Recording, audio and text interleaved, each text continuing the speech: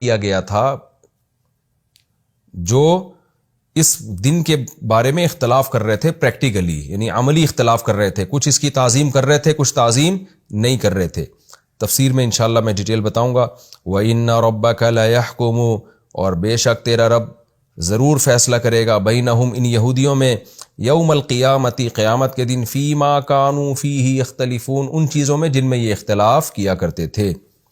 ادعو الی سبیل ربک، اے محمد صلی اللہ علیہ وسلم آپ پکاریں، دعا یدعو کا معنی پکارنا، ادعو عنصر کی طرح امر ہے، آپ بلائیں، الی سبیل ربک اپنے رب کے راستے کی طرف، بالحکمت حکمت کے ساتھ۔ حکمت کہتے ہیں، بہت ساری اس کی تفسیریں بیان کی گئی ہیں، اس کا جو حاصل ہے وہ یہ ہے کہ علم کی گہری باتیں اور ایسا ملکہ انسان کے اندر پیدا ہو جائے جس میں حق اور باطل میں فرق کرنے کی اس میں صلاحیت پیدا ہو جائے، تو ایسے شخص کو حکیم کہا جاتا ہے، اور اس کی زبان سے نکلے ہوئے کلام کو حکمت کا کلام کہا جاتا ہے، کیونکہ بہت ساری چیزیں ایسی ہوتی ہیں نا جو بالکل واضح ہیں، یہ غلط ہے یہ صحیح ہے، کچھ چیزیں ایسی ہوتی ہیں جو اللہ خاص لوگوں پر وہ علم کھولتے ہیں، تو اس لیے علم کی گہری باتیں جس میں انسان، یعنی وہ علم کی بات جس سے آپ کو صحیح اور غلط کی تمیز پیدا ہونا شروع ہو جائے، تو اس لیے کہتے ہیں نہیں بڑی حکمت کی بات کی ہے بھائی اس نے، یعنی بڑی گہری بات کی ہے اور مدلل بات کی ہے۔ تو آپ لوگوں کو اپنے رب کی طرف بلائیے حکمت کے ساتھ، یعنی علم کی گہری باتوں کے ساتھ، والموعظۃ الحسنہ، موعظہ نصیحت کو کہتے ہیں، حسنہ کا معنی اچھی، اور عمدہ نصیحت کے ساتھ، وجادلہم اور آپ ان سے جھگڑا کیجئے، یہاں جھگڑے سے مراد وہ لڑائی جھگڑا نہیں بلکہ بحث کیجئے، مجادلہ کیجئے، مناظرہ کیجئے، جو بحث ہے وہ آپ ان سے کیجئے، باللتی اس طریقے کے ذریعے، یعنی بالطریقۃ التی اس طریقے کے ذریعے، ہی احسن جو سب سے اچھا ہو،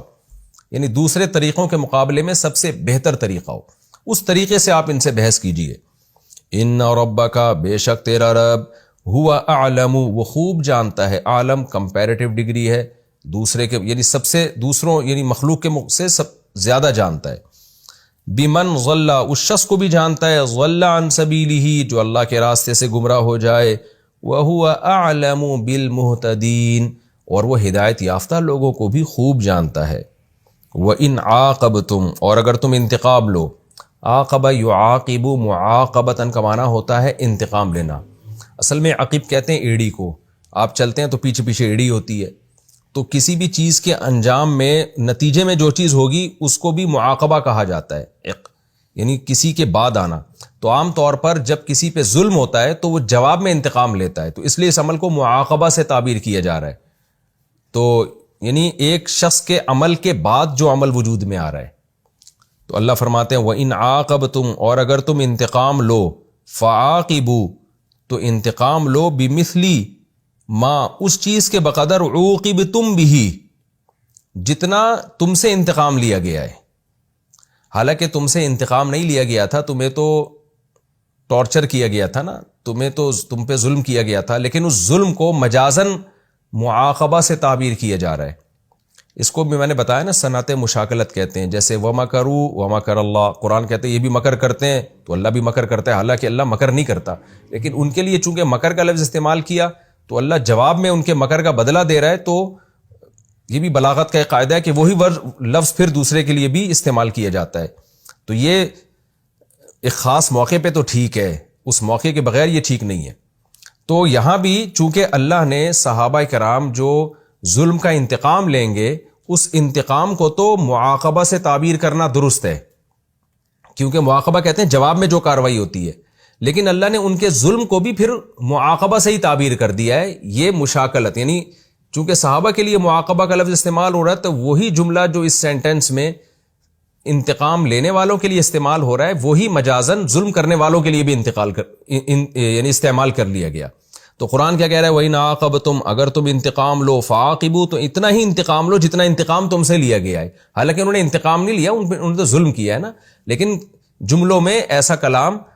اس طرح کے موقعوں پہ معیوب نہیں سمجھا جاتا۔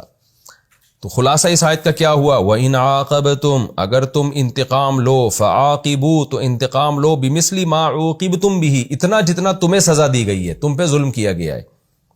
وَلَئِن صَبَرْتُمْ اور اگر تم، واو مانا اور، لام تاکید کے لیے، ان صبرتم اگر تم صبر کر لو، لہو خیرن، تو یہ صبر کرنا بہتر ہے، للصابرین، صبر کرنے والوں کے لیے۔ وصبر، اور اے محمد صلی اللہ علیہ وسلم آپ صبر کیجئے۔ وما صبرک الا باللہ، اور نہیں ہے صبر آپ کا مگر اللہ کے ذریعے، یعنی اللہ کی توفیق سے یہ ممکن ہے۔ ولا تحزن علیہم، اور آپ ان پر غمزدہ نہ ہوئیے۔ ولا تکو فی ضیق، تکو اصل میں تھا تکن، نون حذف